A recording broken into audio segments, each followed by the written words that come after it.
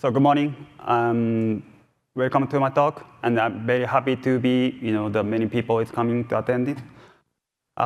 This is my 8th times RailsConf since 2012, but this is my first talk session in RailsConf, so a little bit nervous, but I will try my best. So today, I'd like to share a simple idea for getting started with Rails contributions. I will explain a simple and practical way to begin.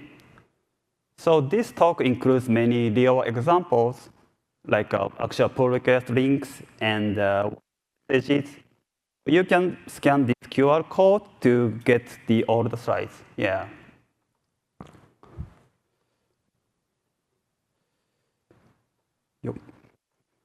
So let me introduce myself. I'm a Rails committer since 2022, and I maintain the active record Oracle Enhanced Adapter.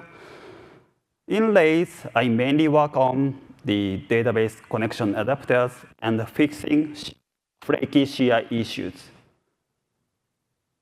My journey into contributing to Rails didn't start Rails itself. I started by contributing to a third-party gem for the Oracle database adapter because I used to be an Oracle DBA.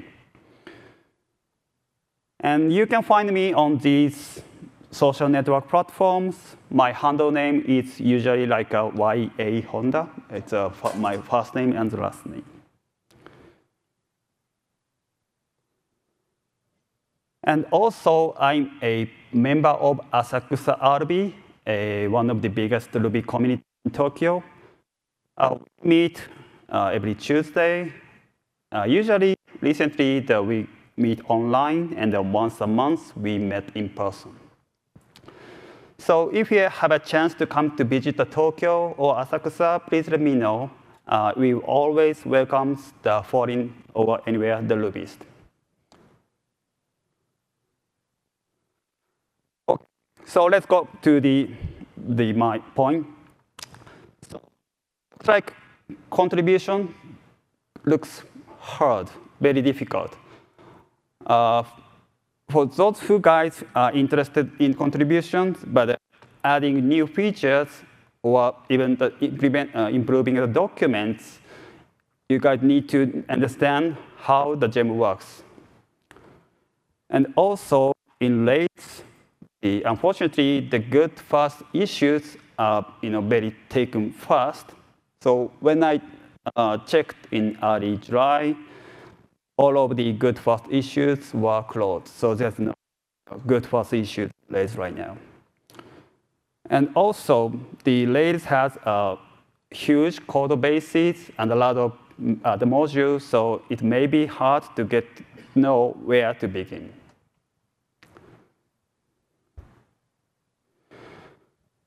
So my proposal is like this.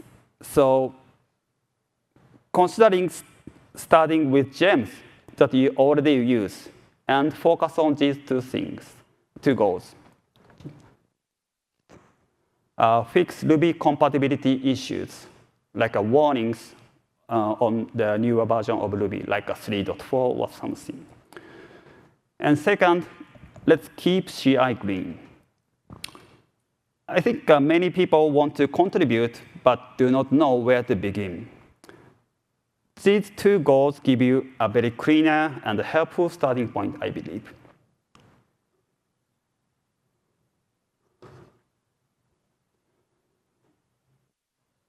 So why does this approach work? For the compatibility, you actually use these old gems. So I think it's easier to understand what gem is doing, and should be easier to test. And also, you can follow the existing pull requests. Like I will show the real ones in my talk. Let's say Rails address this kind of Ruby 3.4 incompatibility, something like that. You can refer them as references. For the CI, some gems have no, or some gems have kind of broken CI. just make CI green. You can show that your changes are working, and it will help others' contribution too.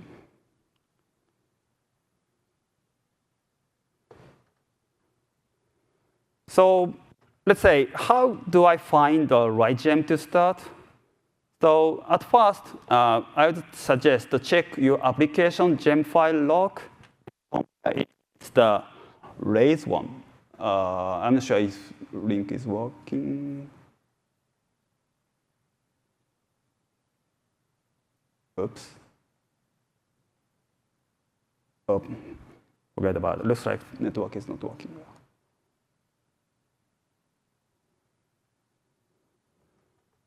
So then focus on the gems that are not on the Rails gem file log. Because this gem file, which is listed in the Rails gem file log, already Ruby 3.4 or maybe the Ruby 3.5 development compatible because of the active contributors, including me.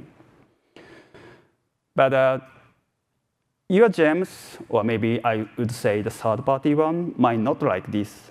So fixing them, your gems would help you upgrade to use the newer version of Ruby, like let's say Ruby 3.4, something like that.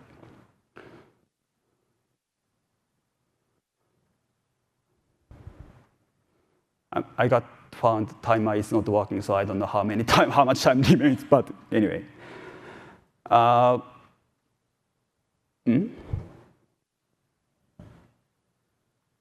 so here is a list of the Ruby 3.4 compatibility fixes. You can do it right now. 1 second.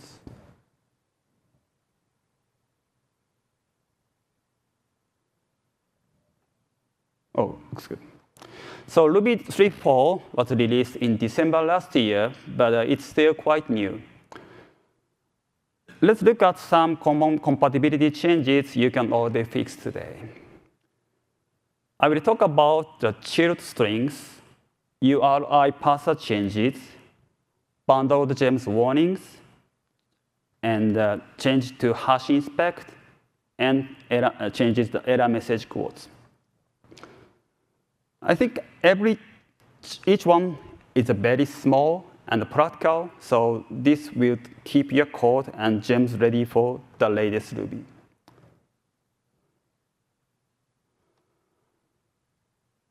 So let's start with the chilled strings. Chilled strings might be familiar with you, but this is a translation phase toward possibility, making all string literals the frozen by default in Ruby. Frozen means immutable in Ruby world.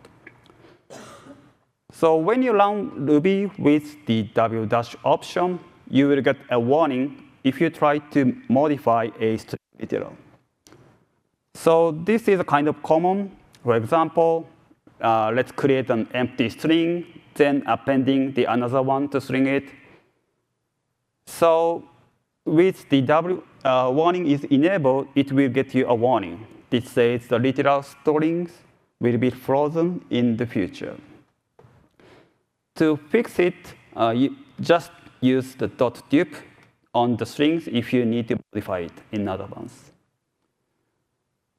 Actually, Ruby has made this decision yet. I mean, I don't know the frozen string literal will be default or not, but I think it's a good opportunity to prepare in advance, even though the final decision hasn't been made. So you can see the actual example of these gems, like a Ruby and HTTP client.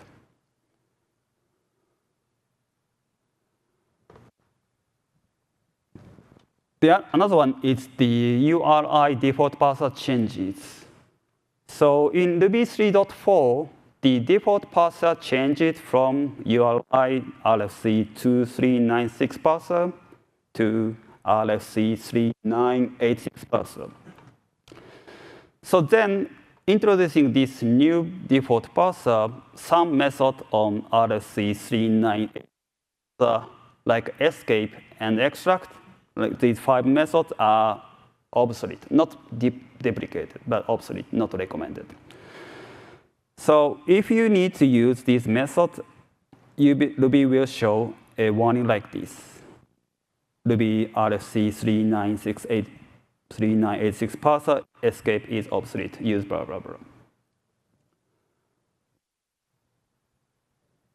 So here is how to fix the warning. So if you want the existing, I mean the before the 3.3 behavior is fine, use the previous default RFC to 396 parser directory. So it will just silence the warning. So you can take a look at this example in the Rails and the Capybara. Actually, unfortunately, or I don't know, but the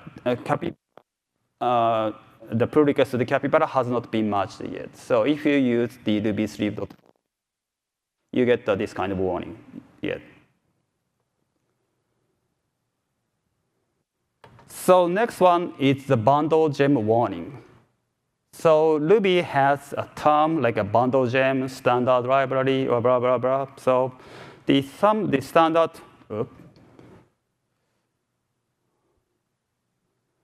standard library is like OpenStruct and become a bundle gem starting in, I think, Ruby 3.5 in December, but maybe later.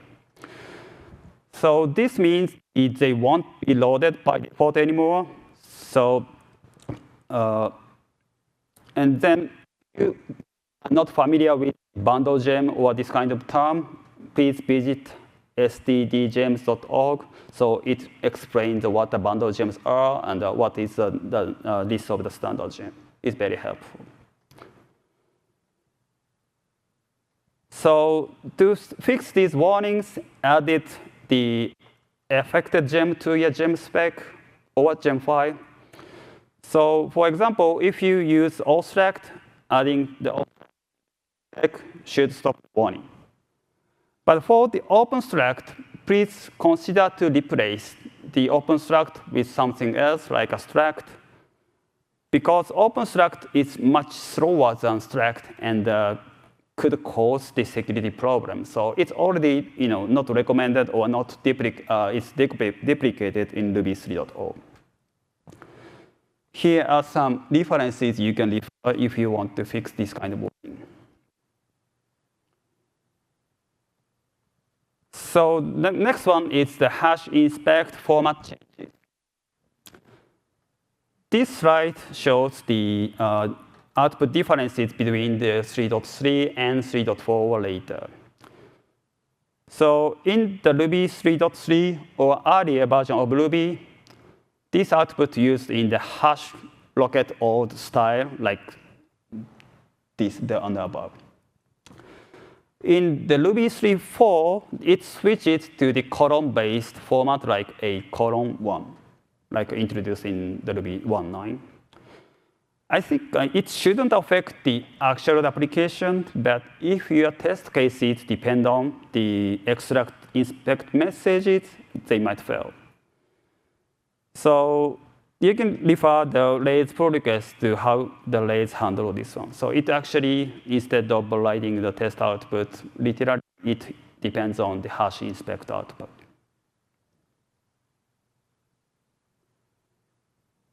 So it should be the last one. So the behavior changes. So let's look at the changes in error messages. Here is a simple example. This tries to add the number 1 and add string 1, so which raises a type error as expected. In Ruby 3.3, the error messages shows the method name inside starting with the backtick. Because the markdown format becomes very popular, this format is not. I'm not fan of this one. So in Ruby 3.4, the same message uses just a single quote, and also it includes the class name before the method. Like now it says not just plus, but also integer plus. So these changes make the message for more informative and easier to understand. So if your test compare with the full error messages strings, so this change can cause a problem. So you will need to update your expected messages to match the new quote style using the regular expression or something. So this wraps up the list of compatibility changes introduced in 3.4. So there are kind of issues you can help fixing your gems you use today. OK, so we've gone through the recent Ruby compatibility changes. Let's go to the second topic. So some might say, why CI matters? But I think when you or someone fix the Ruby compatibility issues to the gems, CI helps confirm your changes work on Ruby versions. Like should not depend on the just Ruby 3.4 or something. Because if your gems supports the older version of Ruby also. But I would say some gems does not have a working CI. So I believe most of gems have CI, but unfortunately some of them the CI status is not green. So the running CI and makes them green a great way to contribute, I believe. So now let's take a look at the two types of CI I refer in this talk. So they are not official terms, but I use this term to make things cleaner differently. The first one is the released Ruby CI that runs Ruby versions that are already released, like 3.4, 3.3, and 3.2. If it ensures that the gem works correctly on currently supported Ruby versions. The second one is the development Ruby CI. This runs Ruby under the development like 3.5.350 development. So it will help detect the compatibilities, change it, and prepare for the Ruby releases. So today, I just explained the introduced 3.4 compatibility changes, but there's another version, the Ruby 3.5 is in developed. So like a CGI maybe removed something. So this kind of setting, CI would help to find this kind of incompatibility in advance. So this is what I call GitHub Actions. Everyone is familiar with this one. So this example shows the very basic GitHub Actions that runs tests on 3 Ruby versions with warning enabled by setting the Ruby opt-w. Yeah, I didn't expect this kind of accident, but OK, I got finally found this timer is working now.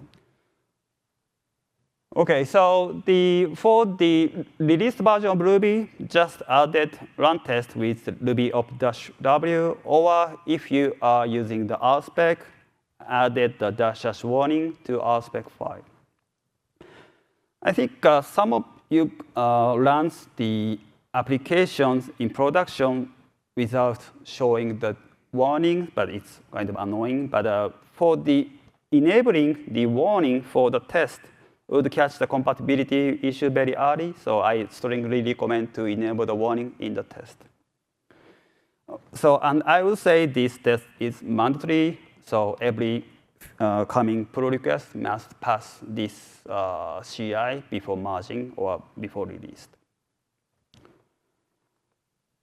So this is the development Ruby CI. This YAML a little bit complicated, and some of them do not agree with my one, but it helps catch up compatibility issues before Ruby 3.5 is officially released this December. So this GitHub Action setup runs on only a daily schedule. So it's just running on schedule, not on pull request. And added workflow underscore dispatch, it would allow you to run the CI, these actions manually. So don't have to wait until the 12 a.m. on the UTC. So my gem, Oracle Enhanced Adapter, tested both with and without YJIT. So this is not to improve the test performance. But sometimes there were some cases where bugs appeared only when the YJIT was enabled. So actually, recently, I don't see this kind of issue anymore. But even though this is very rare now, I think it's important to test both configurations. And also, running this kind of CI would take time, so should not require the contributors to pass this test for the pull request. So let's see which Ruby versions explained in this YAML file. The first one is the head. So its head means the development version of Ruby. So it's as of right now, this is a 3.0 development. So it could be unstable because it's activity development. So, and this is the kind of the default Ruby 3.5.0 dev version. The second one is the Ruby version is called debug. So this Ruby is built with the additional runtime checks. So I don't remember the exact name, but it would help define the additional runtime checks. So as far as I remember, it helped me finding one of the assertion failures when I tested Ruby 3.3 or 3.4 maybe. And then recently, Ruby core team provided the ASAN Ruby build. It stands for the address sanitizer. So it's a mandatory memory checker that helps detect memory corruption or invalid addresses. This ASAN build requires the Ubuntu latest. So right now, Ubuntu 24.04. And we also enable the warning with --debug frozen string literal.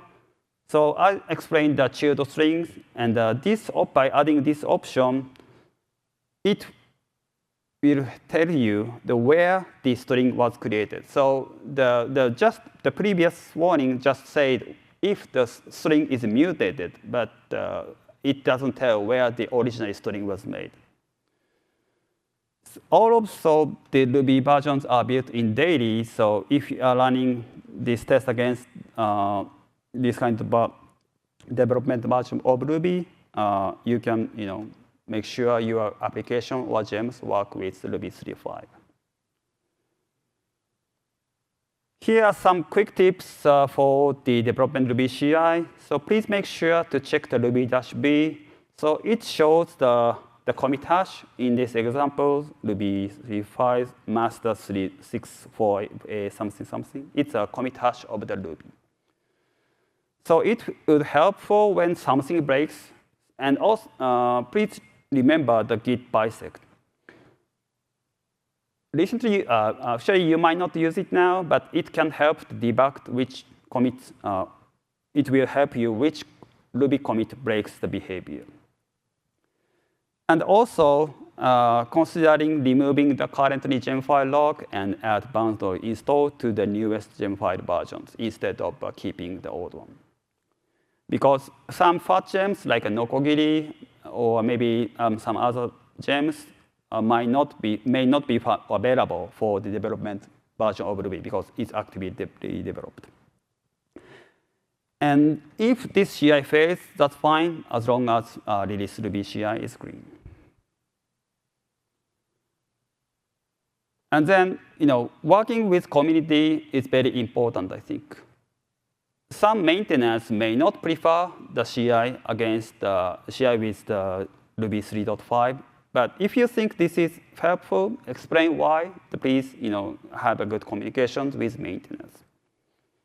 And also, if you find some issues, please give a feedback to the bugs Ruby or GitHub issues. And if you have a chance to open the pull request, response may take time, so please be patient, and it's very normal. So let's talk about what you can start doing today. So find a gem you can contribute and test for the compatibility issues and set up for the CI, and then for submit for your first, maybe, the contribution to each gem. So thanks for listening. So this QR code, these slides, links to today's presentation. So find me on these platforms. Thank you.